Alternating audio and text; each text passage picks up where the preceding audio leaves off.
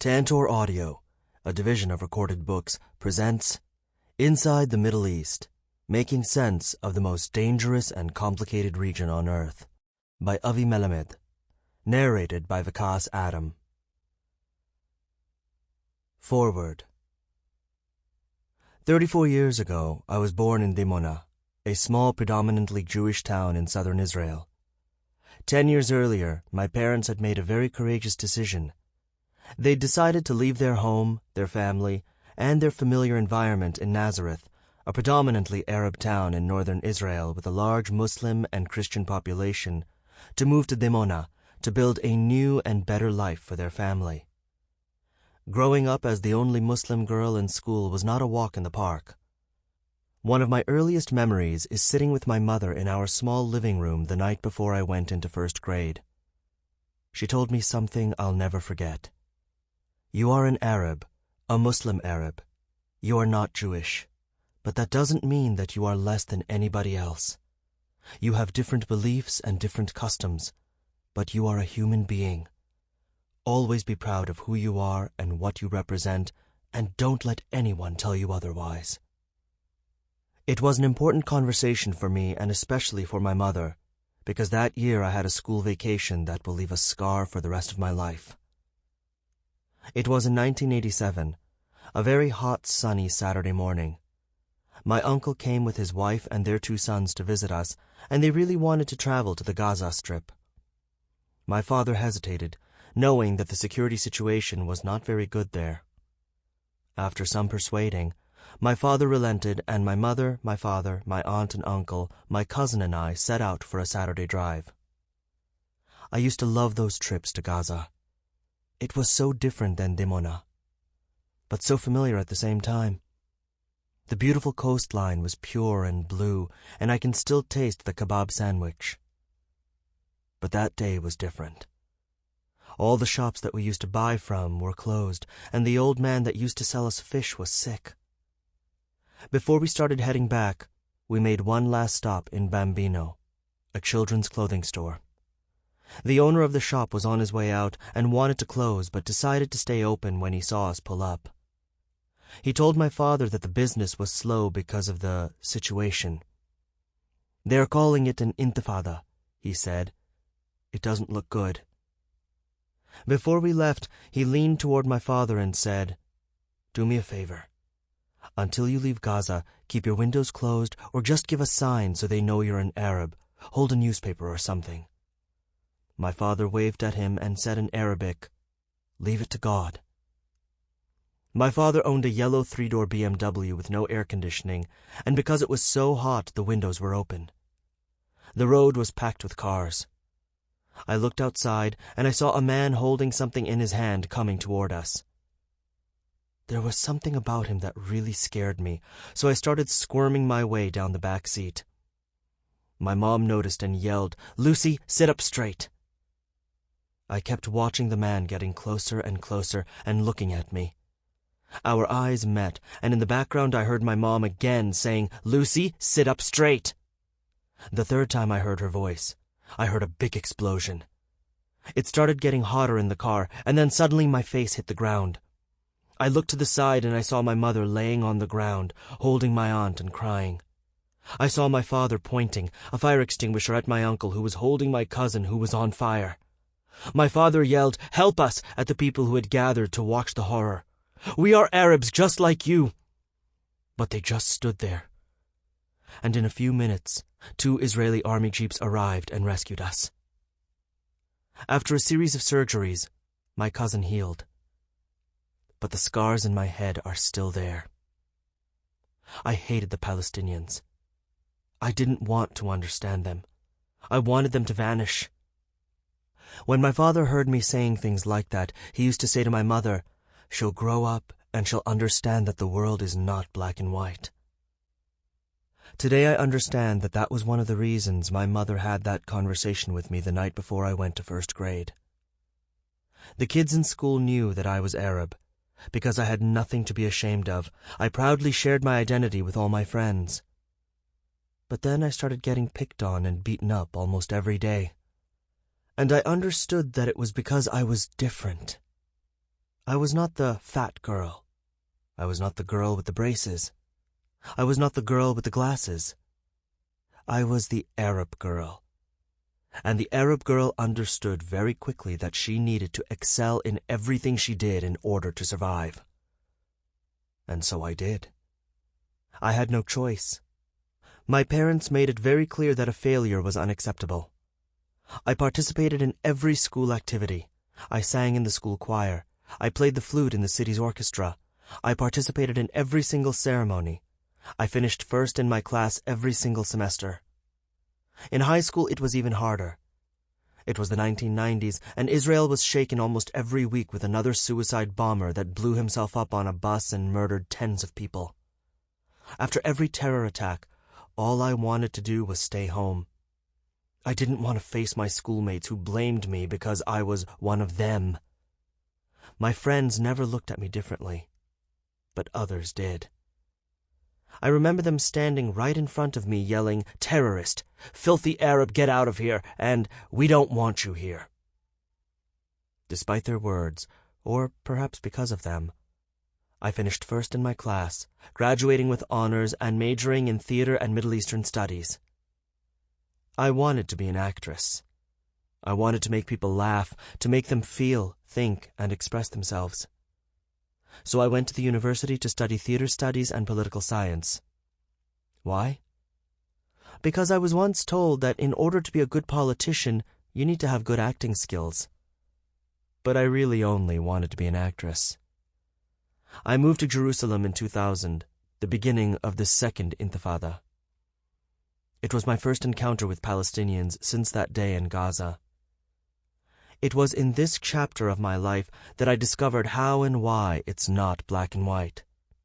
My mother's wise words proved true. I have always asked myself what would happen if I had not been born a woman, if I had not been born an Arab woman, if I had not been born an Arab Muslim woman, if I had not been born an Arab Muslim woman in a small Jewish town in the south of Israel, if I had not been born in the Middle East. These questions have become even more relevant with the tremendous chaos surrounding us here inside the Middle East. My multifaceted identity is, to a large degree, a reflection of the multifaceted identity of the region I was born in. I'm a journalist now. And as a journalist, in this chapter of my life, I had the honor of meeting AVI Melamed.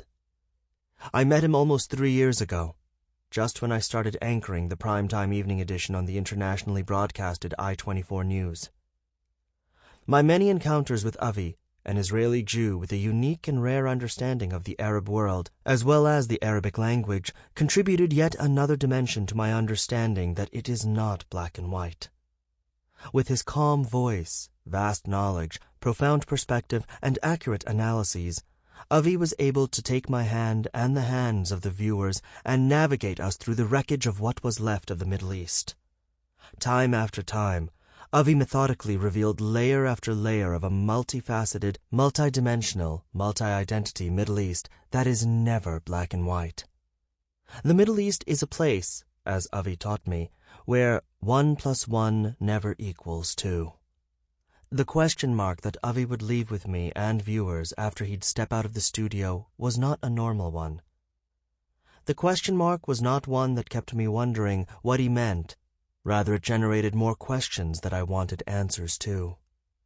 It's a question mark that keeps me excited, intrigued, interested, and thinking. Each time I got to host Avi on my show, I got the front row seat to the best lecture in town, what he masterfully presents here in Inside the Middle East. Lucy Aharish. Preface. In December 2010, a Tunisian peddler set himself on fire. The unprecedented events that followed, a revolutionary shift in the cultural, economic, political, and social tectonic plates of the Arab world, engulfed the region at the end of the first and the beginning of the second decade of the 21st century. Some people call this the Arab Spring. Others use a term less commendable sounding. They call it the Arab Winter. I join those who call it the Arab Awakening. It was akin to a smoldering volcano whose eruption was the result of the chaotic situation that had prevailed in the Arab world, a condition previously held in check by a layer of oppression and repression. The Arab awakening was when that layer ripped open and chaos exploded onto the surface with all its might. In the time that has elapsed since December 2010, the face of the Middle East has changed beyond recognition. Many of the borders are no longer relevant. Iraq, Syria, Libya, and Yemen have fallen apart in a violent process. Lebanon is on a perilous slope toward disintegration. In Algeria, Egypt, and Tunisia, a dramatic political shakeup is underway. In Bahrain, Jordan, and Morocco, the Arab awakening has accentuated and deepened the internal unrest. And militant Islamist factors, inspired by what they view as the right translation of the Islamic faith and guided by a vision of restoring the early medieval Islamic Caliphate, are building emirates across the Middle East, stretching from Iraq through Syria, the Sinai Peninsula, and Yemen, and across the northern belt of the Sahara Desert all the way to Africa's western shores. Arab societies have been thrust into a powerful whirlpool as they struggle to define their identity, path, and direction. Arab regimes that had been part of the landscape for decades, like those of Zayn al-Abidine Ben Ali, in power in Tunisia from 1987 to 2011, of Hosni Mubarak, in power in Egypt from 1981 to 2011, and of Ali Abdullah Saleh, in power in Yemen from 1978 to 2012, have fallen. There are people who claim that the Arab awakening was responsible for the chaos in the Middle East. Many people in the West even seemed surprised by it, caught off guard. This intrigued and concerned me, and my career has been heavily shaped by my need to help Westerners understand the unfolding events. The uprising should have been internationally predictable. The fact that it shocked so many people was one of the reasons I wrote this book. It's important for me to stress that this book does not purport to present a deep and all-encompassing academic analysis of the Arab world or the Middle East. In this book, I attempt to condense the wide array of processes, trends, and events that have taken place and are currently taking place in the Arab world into a general picture that is clear, yet also expresses the complexity of what is unfolding. My intention is, in the most modest way, to explain the background of the central events taking place in Arab societies, to examine the streams of thought shaping Arab societies, to outline the limitations and constraints of its major players, states as well as movements, and to assess the possible and likely results and repercussions of what is currently taking place within the Arab world. The overwhelming majority of the information I present in this book is based on the knowledge I gained about the Arab world during the course of my career, from my own professional experiences, a variety of contacts, both personal and professional, throughout the Arab world, and a wide range of media and professional resources, primarily in Arabic, from within the Arab world. My view of the Arab world is a critical one, but it is not condescending and it is not hostile. The insights I offer are based on an analytic examination that has been constructed on the basis of a great deal of continually updated cumulative knowledge, a constant acquisition of further information, and a relentless pursuit of further understanding. My analysis is subject to the rigorous standards of professionalism that I have adhered to throughout my intelligence, advisory, policy, and educational careers, and it is firmly grounded in an obligatory humility due to my awareness that, despite my best efforts to continually learn and understand more about the Arab world, I am not immune to mistakes or faulty readings. There is one chapter in the book, Chapter 11, which reflects my personal perspectives, as opposed to the professional analysis on which the book is based. In this chapter, I offer my thoughts about the cultural, emotional, and psychological environment that gave birth to the involvement of Westerners in the campaign to delegitimize the State of Israel. It is important to me to point out that the thoughts and insights that I present in this chapter are my own. I am not, nor have I ever been, a member of an Israeli political body, and I am not, nor have I ever served as, an official spokesperson for the State of Israel. Since this book is an honest attempt to present a professional analysis in the most objective way possible, I debated whether this chapter was appropriate to include. I decided to include it because I believe the insights I suggest are important for a better understanding of the manner in which knowledge about the Middle East is shaped in the West and the repercussions of that process on relations between the West and the Arab world, which is the central focus of Chapter 8. Over the span of my career, I have had the honor of briefing thousands of people around the world, from high school students to senior diplomats, military leaders to media professionals and politicians. Based on my experience, I have developed the following thesis. The domestic and foreign policy of Western governments is largely shaped by academics, large corporations, media, non-governmental and non-profit organizations, and politicians. The conversations and thinking within these circles play a significant role in shaping policy. With regard to the Middle East, a disturbing process has taken place over the last generation.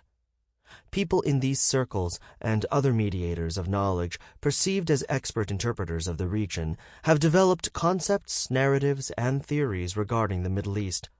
But because these guides almost never speak or read Arabic, they are dependent on mediated, translated, and sometimes deliberately manipulated information.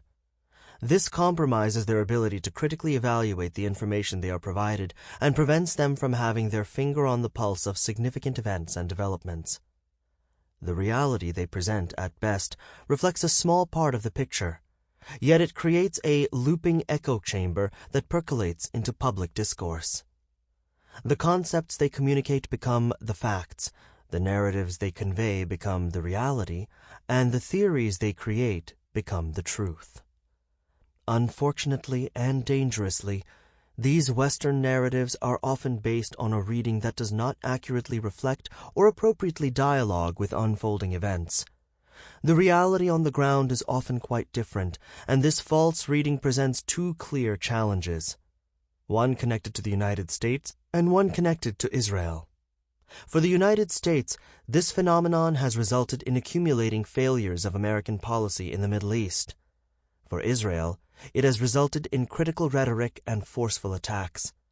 The Boycott, Divestment, and Sanctions (BDS) campaign, for example, which is not only an international attack on Israel's economy, but also a challenge to Israel's right to exist.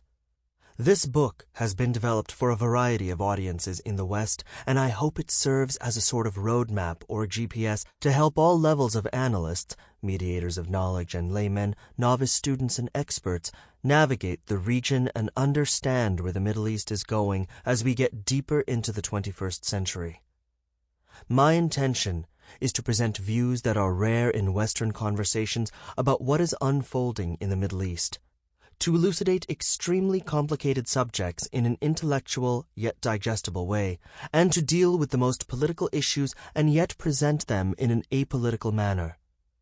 I hope that all listeners, regardless of their background, education, views, or faith, will view this book as a tool that offers them an additional layer of knowledge and understanding of this very complicated yet critically important region.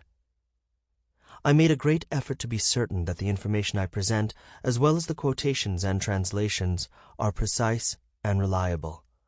I have tried to be as accurate as possible and use the sources and figures I believe to be the most reliable at the time of writing, as well as to maintain the intended meaning of the quotes throughout that I have translated from Arabic to English. If any supplied content is imprecise or mistaken, I take responsibility for it. This principle also applies to the conclusions, predictions, and insights I suggest. I began writing this book in the second half of 2014, and the final editing was done in January 2016. My biggest challenge in writing this book has been to update, in real time, the information and some of the predictions I have made. I am happy to say that in all of the cases throughout my writing and editing in which I had to update my predictions, it was because they had come true. I share all this with you to provide a framework for the arguments, analyses, and insights that follow. It may be helpful to describe my own position in this arena. I am an Israeli, a Jew, and a Zionist. I am the fourth generation of my family to be born in Israel, Jerusalem to be exact. My ancestors lived in the old city of Jerusalem in the 19th century. My family's roots are deep in this region, from Jerusalem to Iraq to Turkey, but also as far as Italy and Spain. My grandparents spoke Arabic in addition to Hebrew. Growing up in Jerusalem, many of the games we played as children had Arabic names. Arabic was a natural part of my landscape as a child, and my childhood in Jerusalem was a magical and sweet time filled with powerful and meaningful memories that I carry with me every day. Later, I served in a field intelligence unit in the Israeli Defense Forces. I have held positions connected to the Arab sector, both in Israel and beyond its borders in my service to the State of Israel, including my work in Israeli intelligence. And I have had formal academic education in the field of the Middle East. I have acquired the bulk of my knowledge, understanding, and point of view during my 30-year career as a Middle East and Arab affairs expert. For many years of my life, I operated daily in Arab communities, working in the fields of counterterrorism, intelligence, civil policy, and policy development and implementation. I spent another 12 years as an intelligence analyst and advisor, working both within Israeli intelligence and independently, and a further 7 years teaching contemporary Middle Eastern affairs and Arabic. In the course of my pursuits, I have become fluent in the Arabic language and intimately familiar with the social and cultural norms and codes of Arab society. My years of work and my decision to continue in the field after retiring from my formal positions have compelled me to engage in an ongoing, dedicated, daily study of what is happening in Arab societies, from cultural, economic, political, and social angles, and I feel confident in saying that I have developed a deep, intimate, and unique understanding of Arab societies. My decades of experience have enabled me, in all of my positions and most recently as an independent Middle East strategic intelligence analyst and the Eisenhower Institute's Fellow of Intelligence and Middle East Affairs, to take pride in a long and proven record of precise analyses and interpretations concerning developments in the Arab world, the ramifications of those developments, and their impact on the region. We are about to embark on a journey into the dramatically changed Middle East of the second decade of the 21st century. I am honored to be your guide and private analyst. I hope my insights help you understand this complicated, fascinating, and critical region. It is closely tied with my personal history, very close to my heart, and critically relevant for all of us. Chapter 1. The Distorted Compass. In 2014, Salman Masalha, an Israeli Druze scholar, wrote that Mohammed Bouazizi, the peddler who lit the fire of the Arab awakening, was an agent of the CIA and perhaps even of the Israeli Mossad, one of Israel's intelligence agencies. He wrote that the millions of people who went out to demonstrate and to spread the Arab awakening throughout the Arab world were actually agents of the CIA and of the West. These claims were part of an article he wrote titled, "The Crazy Person Speaks and the Wise Person Listens." Masalha was not reflecting his own beliefs. He was referring, with despair, frustration, and sorrow, to the fact that many people in the Arab world actually think these things are true. He expressed sadness at the fact that there are many people in the Arab world who believe that the millions of people who took to the streets to demand change and a better future, many of whom did so at the cost of their lives, are believed to have been acting as emissaries of the CIA or the countries of the West in a plot intended to undermine the resistance axis. Masalha shares these claims to examine the question: why are Arabs, more than all other nations, absolutely convinced that all of the problems of the Arab world have their source in local or foreign plots? In his opinion, the answer is that none of the regimes that have risen in the Arab world, nor their consequences, are a result of the free choice of the individual in Arab societies. Masala wrote that the ongoing war in Syria has revealed the face of those in the Arab world who, in the name of the fake slogan of nationalism, actually enhanced an Arab fascist and racist ideology, which was disguised with slogans promoting things such as the resistance.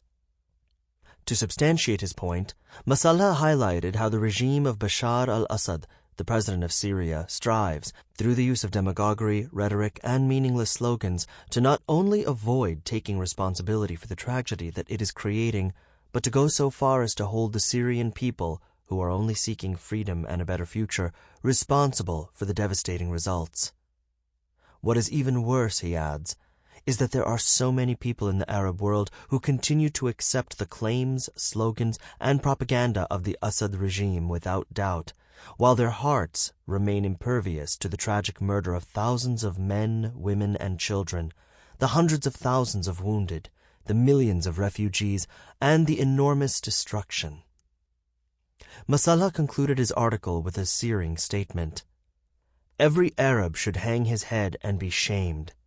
Every Arab should look in the mirror and ask, how did we reach this miserable state? Everything that happened to us has been the work of our own hands. Masala is touching on a raw nerve. Arab academics, intellectuals, journalists, and politicians are pondering a similar question. And it's not rare for them to use descriptions such as sick when describing the unfortunate state of the Arab world. To understand this, it helps to establish what these diseases are and to be clear on their symptoms. One disease is the deeply rooted belief in al-mu'amira, the conspiracy. This refers to the perception in the Arab world that Muslims, particularly Arab Muslims, are victims of local and foreign plots against them, and that the responsibility for the dismal state of the Arab world does not lie with the Arabs, but with places such as the United States, Europe, and Israel. Arabs who believe in al-mu'amira believe they are victims of things like imperialism, colonialism, and racism. In an article titled The Theory of the Plot, The Theory That Will Never Die, Abdul Rahman al-Rashid wrote about this disconcerting belief. I am not saying that there are no plots at all, but in the overwhelming majority of cases, this is an excuse used as a card that is brandished by various factors in the Arab world to justify failures or emergency measures, and we Arabs have only ourselves to blame. Other examples of the concept of conspiracy embedded in Arab thinking are, in 2011, when Muammar al-Gaddafi was facing increasing calls to step down from his role as leader of Libya, he tried to coalesce the Libyan people against an enemy he said was outside, saying, there is a conspiracy to control the Libyan oil and to control the Libyan land, to colonize Libya once again. This is impossible. Impossible. We will fight until the last man and last woman to defend Libya from east to west, north to south. In the spring of 2012, during the first months of the riots in Syria, the Assad regime claimed that Christians from Lebanon were behind the events in Syria. After, the regime blamed the Israeli Mossad, and later it blamed intelligence agencies of the West. In August 2012, a Salafi jihadi group attacked an Egyptian border patrol outpost in Sinai. The attack occurred in the evening, when the Egyptian soldiers were eating at the end of a fast day during the month of Ramadan. 16 Egyptian soldiers were killed in the attack. The attackers then infiltrated Israeli territory and were killed by the Israeli army. Arab commentators and news reporters, the Muslim Brotherhood in Egypt, and some retired senior officers of the Egyptian army claimed that the attack was an Israeli plot. In December 2013, then Grand Mufti of Lebanon, Muhammad Rashid Ghabani, visited a Sunni mosque in Lebanon. While there, he was attacked by worshippers because of his support for Hezbollah and had to be rescued by the Lebanese army. Ironically, the next month he proclaimed that the Arabs must save their countries from the American plots that are meant to sow schisms and hatred between brothers.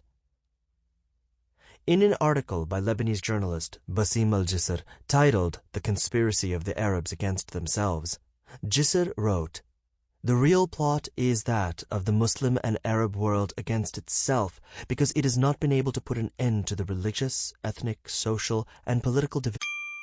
Sample complete. Ready to continue?